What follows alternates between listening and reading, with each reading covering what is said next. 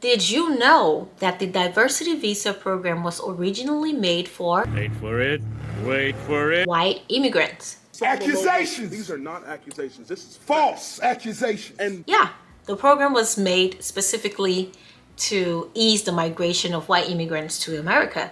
So it'll get you thinking then, why would a program with this kind of intent have in its name diversity?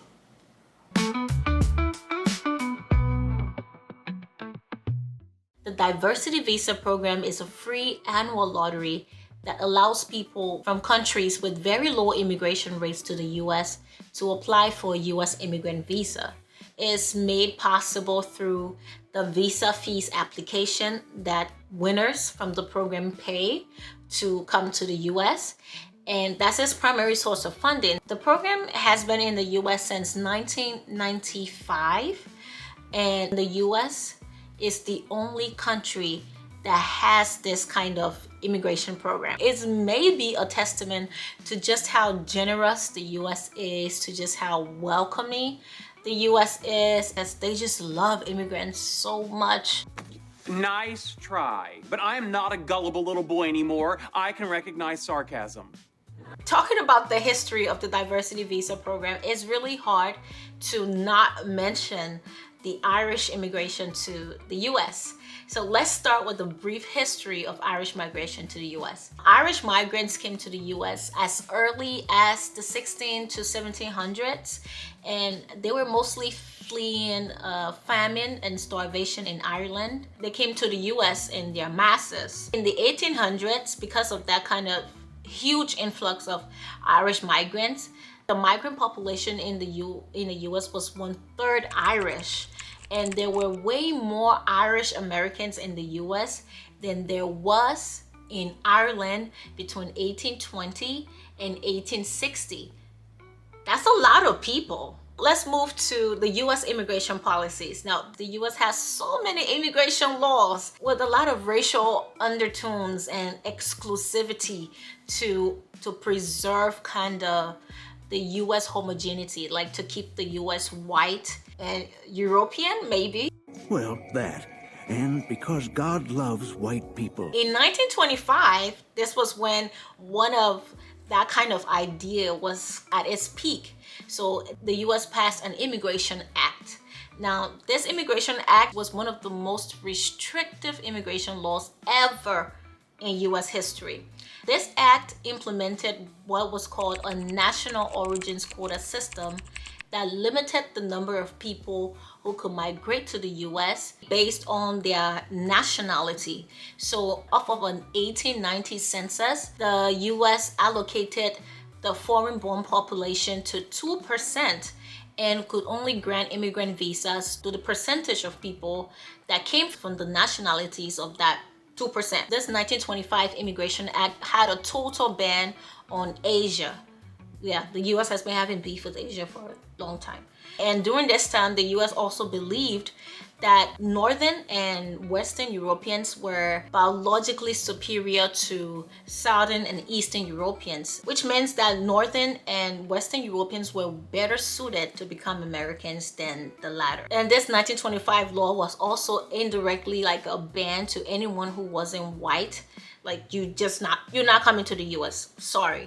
Unbreak my heart. Fast forward to 1965, the US passed another Immigration Act that was signed into law by President Lyndon B. Johnson, and this was called the Immigration and Nationality Act. This act completely got rid of the national origins quota system, thankfully, and it replaced it with a preference system that would grant immigrant visas to people who were skilled and people who had relatives in the US. So it opened the way really for Irish migrants to come into the US more freely even.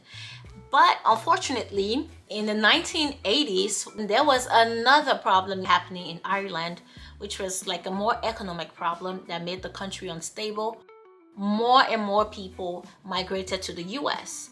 And now the problem was these newcomers did not really meet the criteria of the 1965 Immigration Act. They didn't have family members here and they weren't skilled, so it was like, okay, what can we do? They decided to come as visitors and as students, and that granted them the temporary visa for 2 years, and they just overstayed their visas. So after the 2 years, America now had an Irish undocumented migrant problem, and they were gearing up to fix it. Because the Irish had already been in the US years and years, in fact, centuries ago, they were already well positioned in powerful areas. So you had Irish, American, and Italian congressmen who lobbied Congress for several years to pass certain acts that would ease Irish and Italian migration in the US. The first of those that was passed in an effort to quote unquote legalize the Irish was the Immigration Reform and Control Act of 1986. This was signed by President Ronald Reagan. Now, this act did not really do much, but it set penalties for people who would hire undocumented migrants, and at the same time provided amnesty for undocumented migrants. This still wasn't enough, obviously, because it was temporary. We have Representative Brian J. Connelly.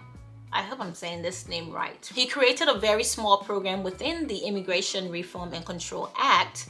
He called it the MP5 program.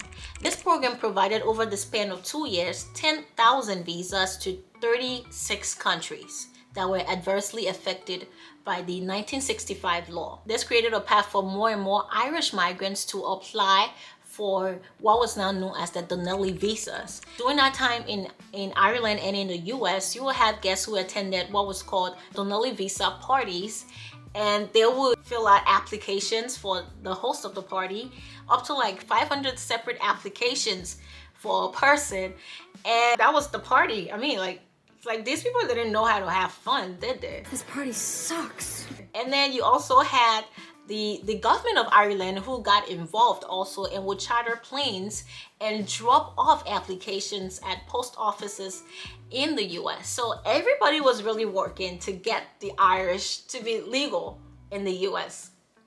Impressive. It's no surprise then that after the 2 years of the application process, the 10,000 MP visas that were awarded, 3,112 were given to Irish immigrants. Why there have been so many successful visa applications from Ireland just isn't clear. Embassy officials say that the Irish simply got in their applications very quickly and put themselves to the top of the pile. We need to pray. These are very trying times. People they lie, Sha. People they lie. Even with all that, there were still tens of thousands of Irish migrants that were still undocumented. Congress then extended the Donnelly visa program between 1989 and 1990. They added 15,000 more visas that were awarded to migrants, but this was still a temporary stopgap measure. Although the Irish still benefited, they still needed more visas and permanency. In 1989, we have Representative Howard L. Berman. He designed the OP1 immigrant visa program. So this program was also known as the Berman Diversity Program because, people love to attach their names to things. It was open to 162 countries that has sent fewer than 5,000 migrants in the previous years from the Donnelly visa program. And this time they learned their lesson. They decided you could only submit one application per person. Out of that one application, they would pick winners. So when they ran that temporary program, they awarded 20,000 persons with diversity visas. Now, even with this kind of win, they needed something permanent, and the Irish Americans and the Italians in Congress were coming up with a plan. Unfortunately, you can't just walk into Congress and say, I've got a plan that will literally open the doors to America to anybody. They don't have to meet any criteria. All they gotta have is luck and a strong will to come to the US. Go tell that to Republicans in Congress. They'll tell you no. The Democrats have lost their mind when it comes to immigration. Democrats decided to craft this plan in a way that was kind of seductive and kind of sexy, and that if everybody else hear it, they'll be like, that makes sense. Now we're in a time of multiculturalism in the US, so they got on the train and they decided to coin the term the Diversity Visa Program.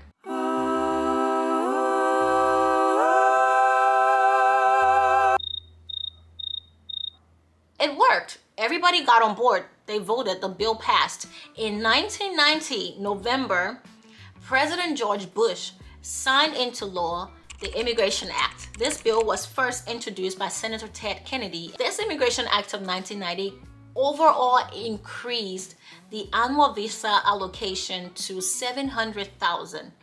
And get this, 55,000 of visas were reserved annually for the diversity visa program. Additionally, the 1990 program also granted temporary protective status to countries that were facing economic hardship, that were facing conflict, natural disasters, or other temporary conditions. So it allocated visas to nationals from those countries. And Liberia is one of the countries that have immensely benefited from the TPS program. The TPS program overall for Liberia has been granted extensions 5 times. The current extension will expire on June 30th of 2026. So we've got some time, and who knows?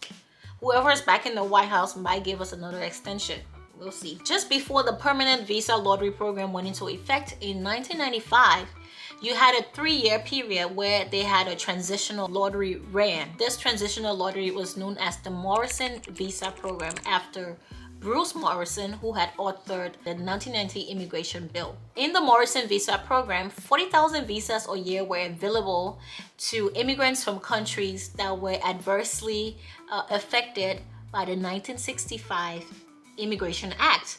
So 40% of the 40,000 visas that were given during the Morrison program were given to Irish immigrants. They effectively lobbied and created an immigration law that fitted perfectly to solve the problem of Irish immigration to the US and officially legalize the Irish. It just kind of sucked that they had to call the program the Diversity Visa Program to get everybody on board with it, because that was a bit pretentious. So presently, Ireland and Italy, they don't really send much immigrants to the US anymore, because now you have their countries that have stabilized greatly.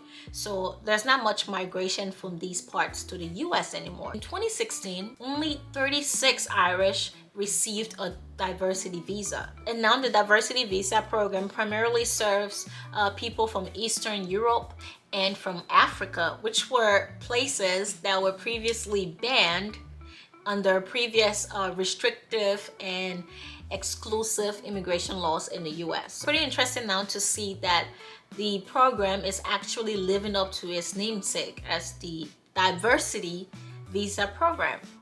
Unfortunately, now that it's actually living up to that namesake, you have a lot of people that are not excited about the diversity, although quite limited, that has been displayed in the US.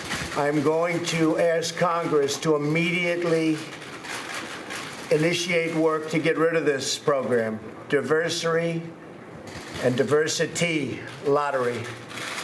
Diversity lottery sounds nice, it's not nice. The diversity visa program has been one of the biggest drivers of African migration over the years. Since the program began in 1995, 400,000 people from different countries in Africa have won a diversity visa. The diversity visa covers only about 4 to 5% of all immigration to the US. And a huge chunk of immigration to the US is from family members, and then people seeking employment in the US, and also from students who come here to further their education. It makes a way for other people who may not meet these other criteria of employment or having relatives here, that they can just come through a program and, you know, just literally roll a dice and be able to come and partake in what everyone calls the American dream.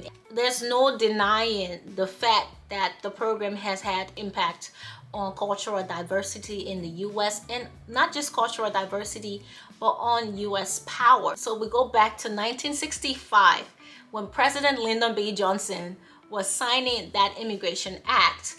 He said, "This bill that we will sign today is not a revolutionary bill. It does not affect the lives of millions.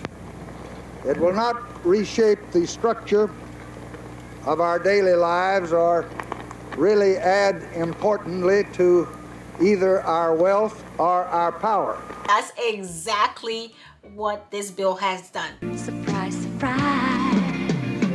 Surprise, surprise. been revolutionary. According to the Migration Policy Institute, in 1960, 75% of the total US foreign-born population was European because, remember, the US had previously discriminated against people from Asia and also anyone who literally wasn't white or European. Then by 2014, you have Europeans now just represent about 11% of the US foreign-born population. Surprise, surprise, Lyndon B. Johnson, because that 1965 act that you signed created something that a lot of people yearn for now. I won the American lottery, DV lottery. I'm so excited about that. Very, very much excited. God is so wonderful. I serve a marvelous God. Like, everything he does is perfect. God, thank you, God, thank you, thank you. My life literally just changed. I have a green card. I literally am moving and I have a green card. That's it. That's all for this video, and thank you for watching. I hope to see you in part 2, where we look at more of the current state of the diversity visa program, how to apply for it, and just the challenges and some success stories.